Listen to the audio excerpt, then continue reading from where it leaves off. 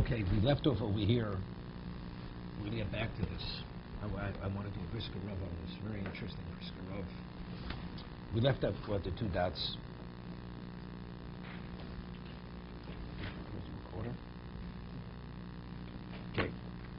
Okay. Lamed Gimel Lamed Beis, two dots. The Bitu Achrei Moshe Ad Bo Ha'olo. They would look at Moshe until he would enter into the tent. Rabbi Rabbi Yitzchak Nafko. So Rabbi Rabbi Yitzchak Nafko, they argue exactly what is the Torah telling us. When they looked after Moshe, was it in a positive vein or negative vein? Charom L'gnai. One says it was negatively. They would look at him in a negative way, with a very critical eye. Charom L'shevach. The other one says no, in a very praiseworthy. It was with reverence. Madom L'gnai. It's interesting what the Gemara says. The one who interprets the pasuk that it was with a negative, with a critical eye, kiddushin, like it's understood. So the Gemara doesn't even want to say, doesn't want to articulate, verbalize exactly what their mind was. So take a look at Rashi. Cites a Medrash Chuma. It's the second line. Because it's something which is inappropriate. The way they saw Moshe in this inappropriate mindset, the Torah doesn't even want to express it. You know what they said to Moshe? It's mind-boggling. They say, look how thick his thighs are.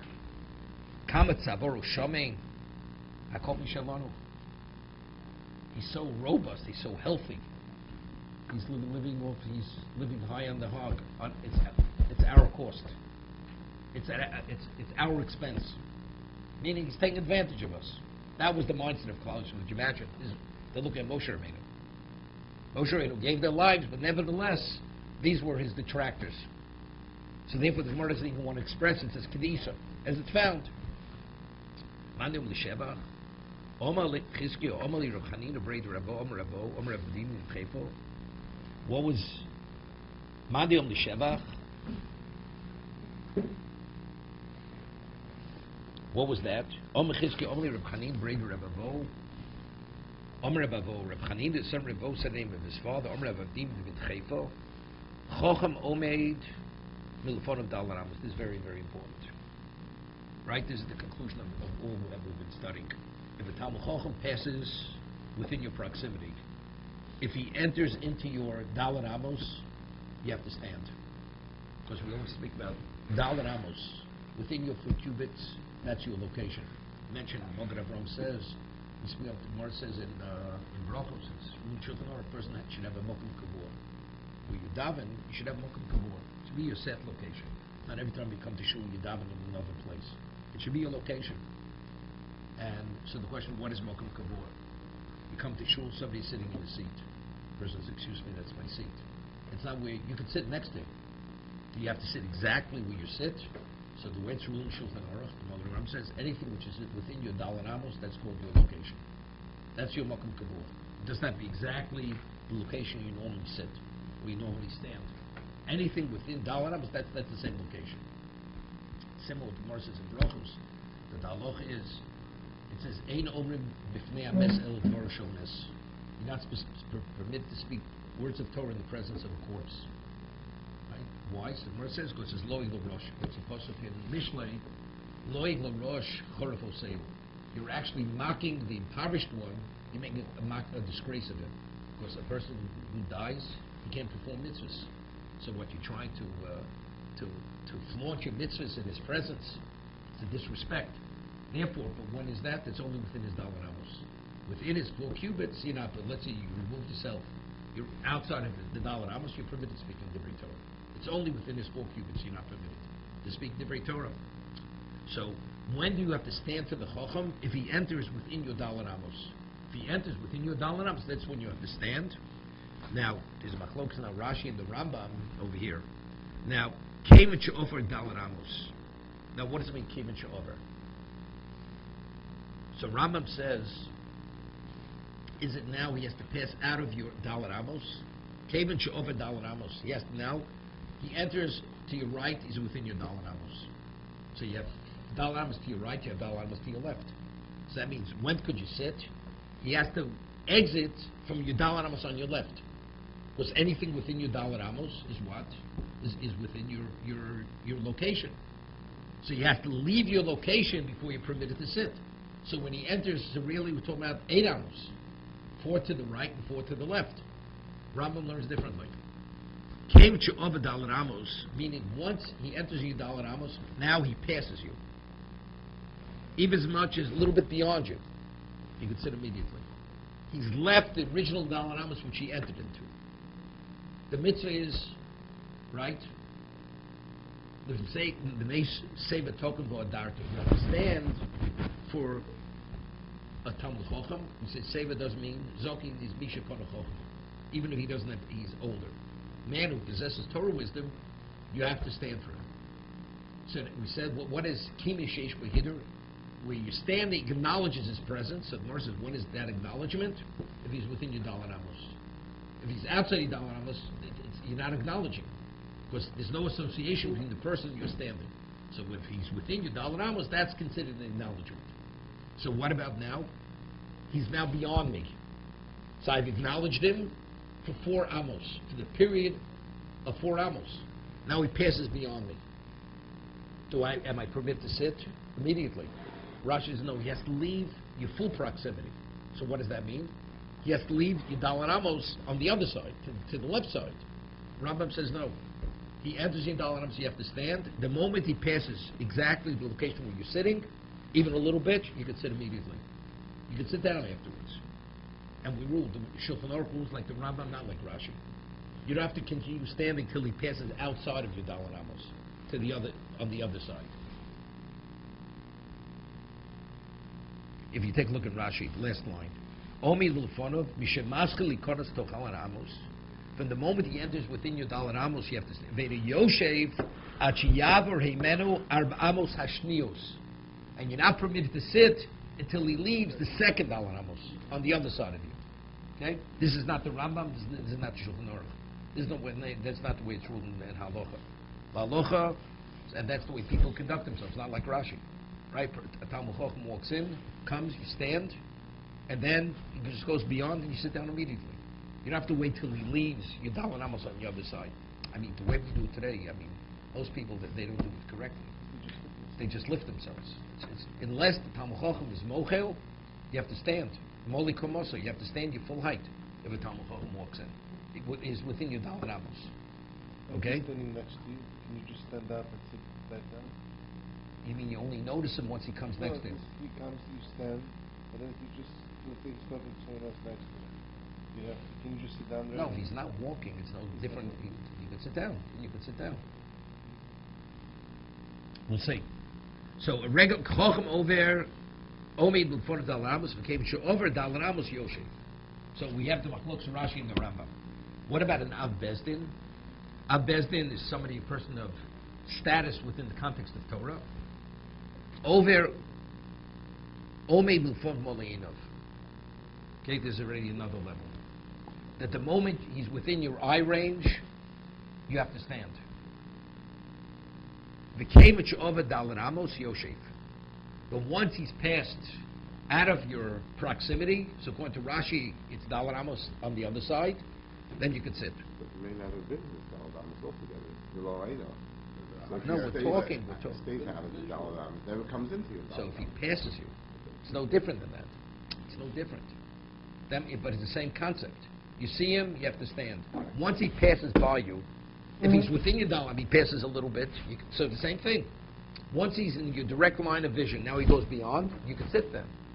Then you can sit. When you see him coming from one direction, you stand. And you stand until he passes you. The moment he passes you with just a little bit, you can sit down. But this is the same argument Rashi. Same argument Rashi and Rambam. What about Nasi? Nasi already is another level. He's already a prince. Over Omed Lebelfon of Molienov, Voni Edu Yoshiv Atyeshiv Mukomo. You have to stand until he sits in his location, but as long as he's in movement, you have to remain standing. And that's what we conduct as a person is a Godlador or a Rosh Yeshiva in the Yeshiva. The students, they stand, and they remain standing until he comes to his location. He sits down, or let's say he stands by his stender. Then people sit down. Shenemar, where's this learned from? The bitu achrei Moshe ad bo ha'olam. They gazed upon Moshe until he entered into his tent. So his tent, that was his destination. Now it's interesting. Rashi says, Moshe Nasi hoyu. Moshe was a Nasi. Wait. That's when we speak about it a little bit. Right? Moshe was a Melech. Rashi says the number of Rashi Shvos, Moshe was Melech. Right? He was a Melech. But again, what's the difference between a Melech and a Nasi? I mean, there's Aloha, Melech Shemochel Kvod Ein Kvod Mochel. Moshe Rabbeinu, in that context, was not a Melech. He was never anointed as a king. He was a leader. He's only called Melech only regarding context of Nasi. Moshe could be Mochel is covered. Right? It's interesting. We find by Korach, Moshe made a last-ditch effort to go to Korach, and he said, for the sake of Machlokes, that to diffuse Machlokes, I'm going to go there. I'm willing to waive my honor. Take a look, Rashi brings the Medrash. Moshe Rabbeinu went to them, went not to go, went to Dastan Aviram. He went to Dastan Aviram. And they said, we will not come under any circumstance. But Rashi says, for the sake, to diffuse Machlokes, Moshe Rabbeinu was willing to waive his honor. And how can he waive his honor? It's not permitted. He's Melech. So it's not Melech. Melech is only Sultan Melech Melech. If a person is appointed as a king, and he has, because the first Melech Yisrael was what? Was Shaul. We had no king until then. So when we speak of Moshe, even Rashi refers to him as Melech, it's within the context of Nasi. Right? Nasi Shemochel Kvoda Kvoda Mochel. A Nasi, we had earlier, we ruled is able to waive his honor. Right? The Gemara cited Avram Avinu. The Gemara says Avram is not really a proof. Right? Over there. It's interesting that the Korach sounds good for Moshe. That's why they married his children. That the Korach understands, understood it, or Korach understand, but his children. That day they made the decision to stand. Now there's a phenomenal brisker Rav here. The first brisker Rav gives us Talmud Torah.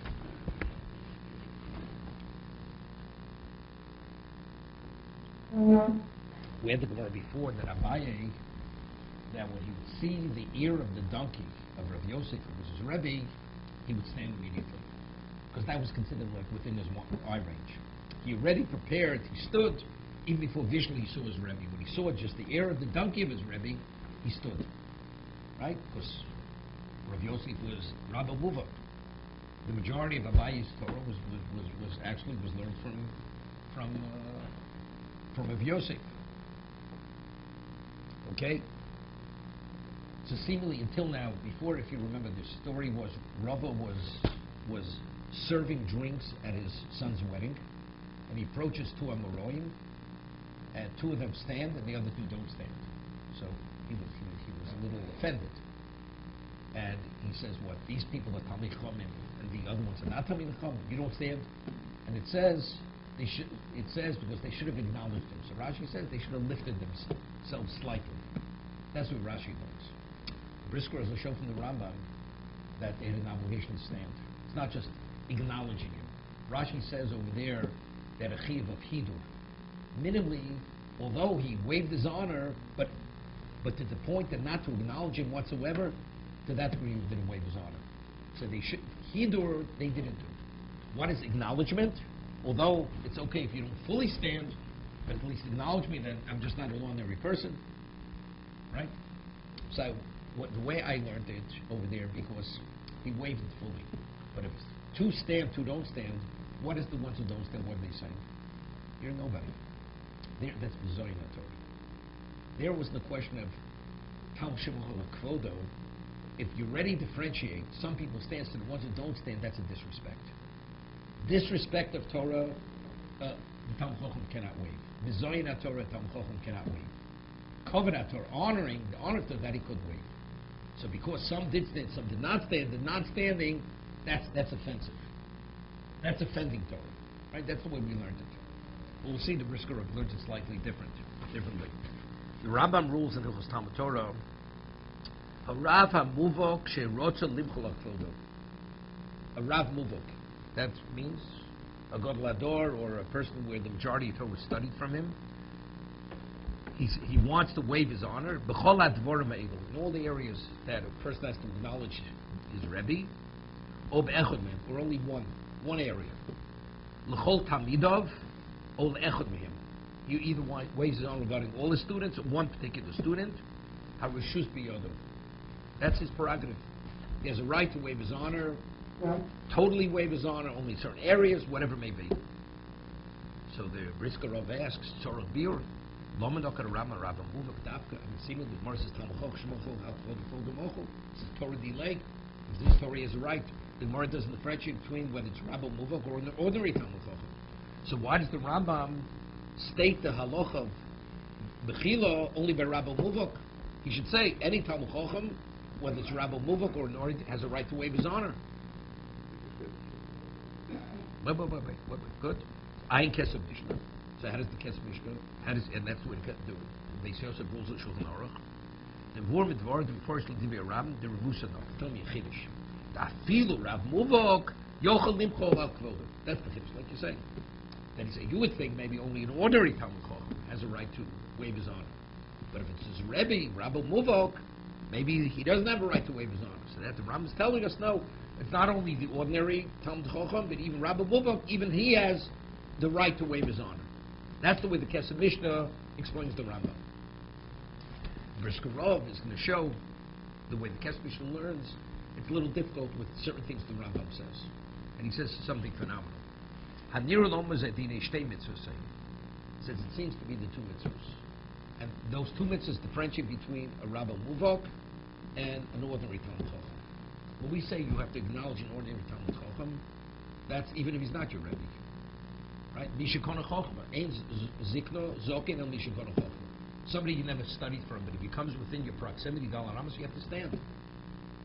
Now the question of what do you stand for? He's not your Rebbe. The Torah says you have to give honor a Talmud Chacham, and you have to revere a Talmud Chacham. Honor or revere. So if it's your Rebbe, so because he taught you, he has a right to waive that. To what degree, what could he waive? Right? We'll see.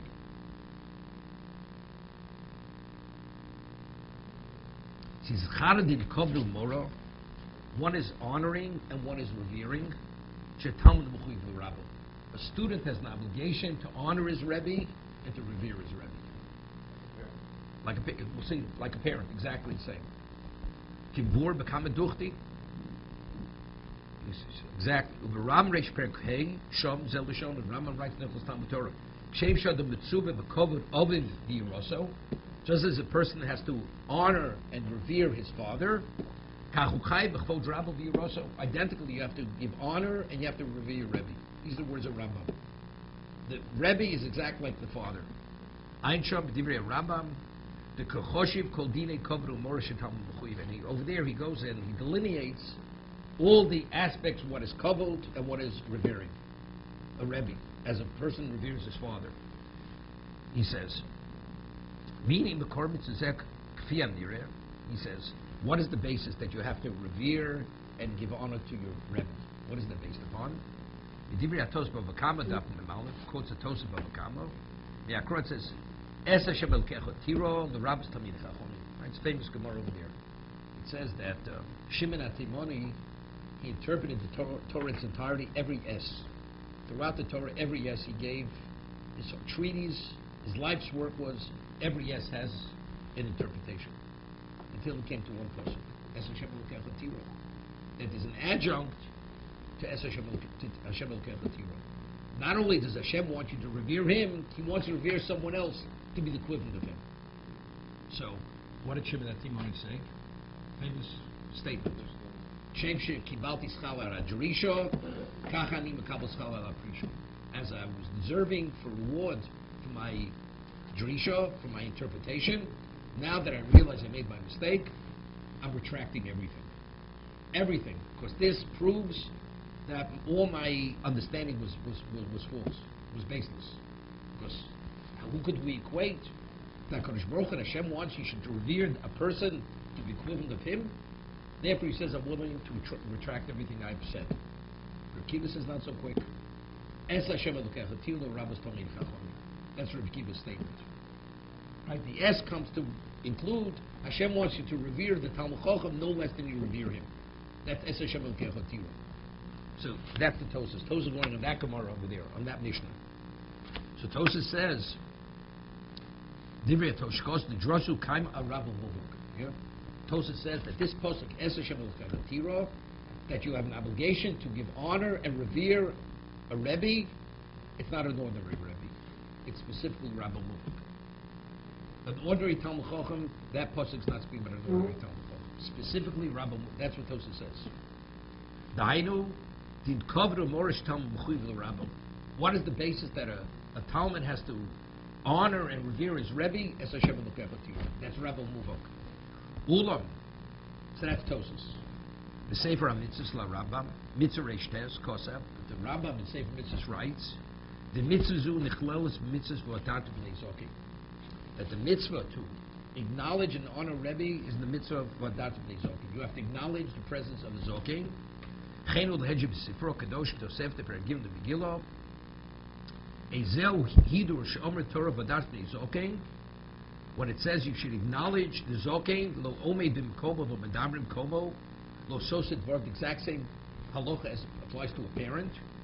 Noibo more of a euro. Hari lehejo. So the Rambam Sefer Mitzvahs based on the Sifra. The Bachva Dart B'nei Zokein. Nemer Gamdin Chiyuv Kovru Mor Shatam L'Chuv L'Rabam. So it's derived from here that you have to honor and you revere your Rebbe from. It's interesting. This one's parshas Kedoshim. The Sifra in this one's parsha. V'od nemer b'hachro v'dart b'nei zokein mitzvah b'nei atzmo. Shel hidur al kol Talmud Chacham av she'enu Rabbo. So two things we derive from here: Rabbo, and even an ordinary Talmud Chacham. Because the Gemara speaks about there's Rabbo and there's what kibur b'ram per vov reish vov shom kol Talmud Chacham mitzvah lahadro av she'enu Rabbo. The Rambam says that every Talmud Chacham you have to acknowledge, even if he's not your Rebbe. Shnema b'nei seba tokum, v'odart b'nei zokein. Zokein is a shekon chachma. What is a zokein? A person who has Torah knowledge. So even if he's not your Rebbe, ad kam l'shono. Harei the mitzvah zu shel hidur einu al rabbu davka. So acknowledging a person, he does not be a Rebbe. The Ram says explicitly, any person who's a Talmud Chacham, you have to acknowledge him. Raki mitzvah nemro al kol Talmud Chacham. B'din mitzvah zu hi b'kimo she'ish b'hidu levad. Okay? So the mitzvah, what do we say? You have to stand. It's a standing which is an acknowledgement of his presence. As he quotes the Gemara, that's only if he's within your Dalan Amos. But if he's not within your Dalan Amos, you have no obligation to acknowledge him. But often shtei mitzvahs nifrodo saying chad mitzvahs kibur u'moresh tam mechuyev ben dafka l'rabbo. So we're speaking of two separate mitzvahs. There's a mitzvah to honor and revere your Rebbe. U'shneis mitzvah hidur hanoides b'ol Talmud Chacham. It's not honoring and revering the Talmud Chacham. It's acknowledging the Talmud Chacham. Two separate mitzvahs. There's a mitzvah to honor and revere your Rebbe, and there's a mitzvah to acknowledge a Talmud Chacham. Acknowledgement. How does the Torah say? How should you acknowledge him? Right? When they say v'tokum or dartum, how do you acknowledge him? Through standing. So it's two separate halachas. So the source for the Rabbi Muvok is not from that. Okay, Yeah, let's make it simple. Tosas is it's Es Hashem El Kecha Tira. Okay.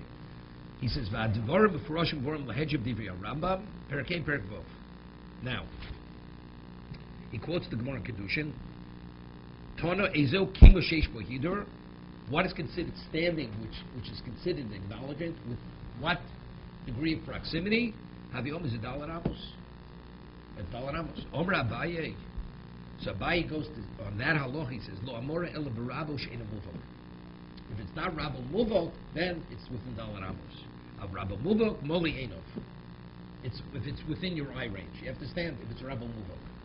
Ein Shabaraj, Kos Time with Milso, Kev Rabbo Muvoku, Kikor, Mikame, Moli Enov, Kimu Shesh Behidur. Shadov Muchir Shel Chvodo, Hu Omed.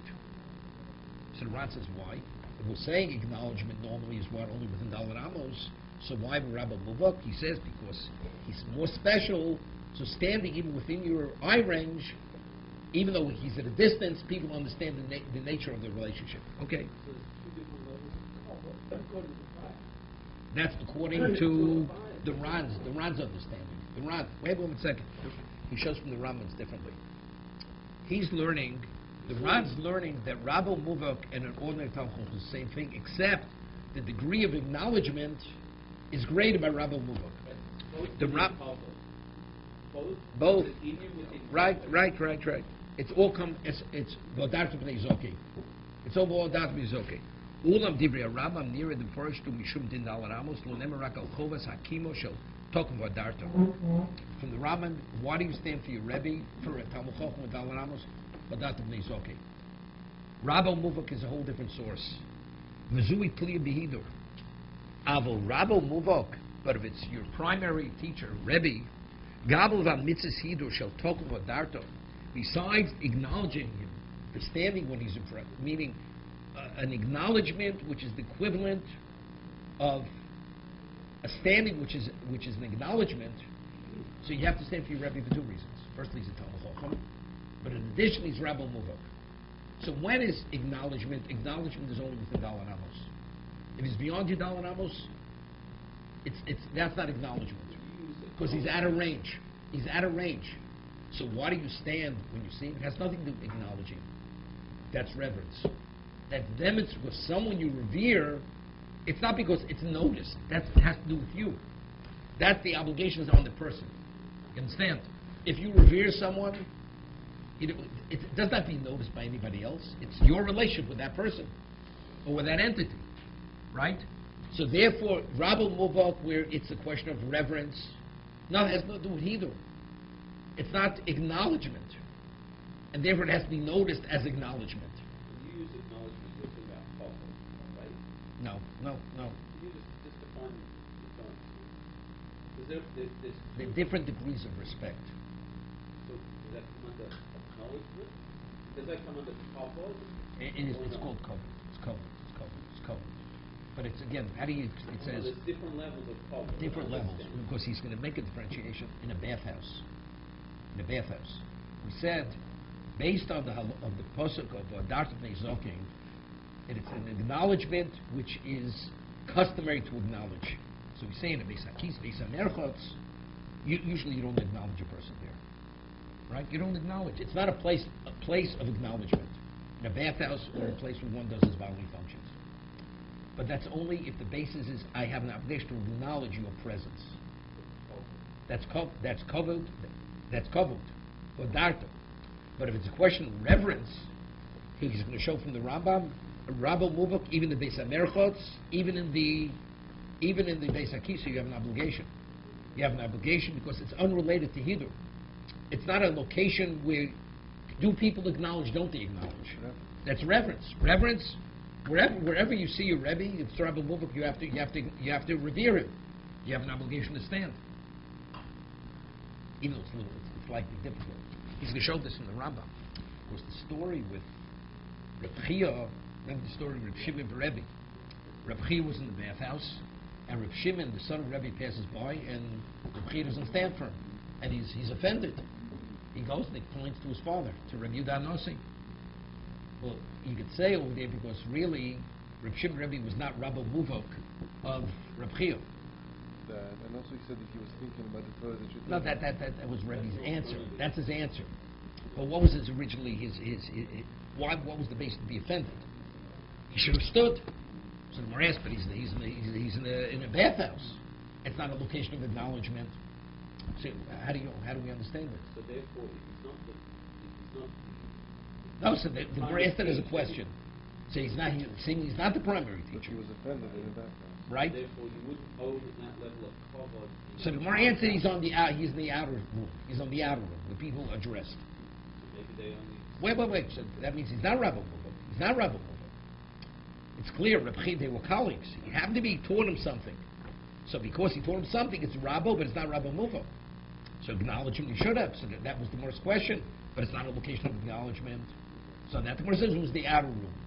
So Rabbi Yehuda Nossi answered, he was preoccupied. He didn't notice you. That's what he answered him. He was immersed in thoughts. That's why he didn't stand. No, but if when Rabbi move up, there wouldn't have been an answer. No, then there's no difference. Outer room, inner room. There's no, because over there, the reason why you stand according to Rambam is not a location of acknowledgement. It's reverence. Reverence wherever the person is you revere. Comes out tremendous halachic differences. So if you see your father in a Beis HaMerchatz, you have to stand for your father. Because the reason why you stand for a father is not because it's a question of a location of acknowledgement. That is an expression and display of your reverence. You have to revere your father. You have to stand for them. And cite the Rambam. Your father or mother walks into a room, regardless of what the distance is, you have to stand immediately for them. No different than what the Rabbi Muvak. It's within your eye range. Because we had earlier, if you remember, Rav Yosef, when he heard his mother was coming, he would stand immediately. He said, the Shechinah is coming. Right? That's what Rav Yosef says. The divine presence is entering. So if the divine presence enters, you have to stand regardless what the distance is. And he compared his mother to the Shechinah. Because again, that's a display of reverence. We will continue. I don't know if he's more than that.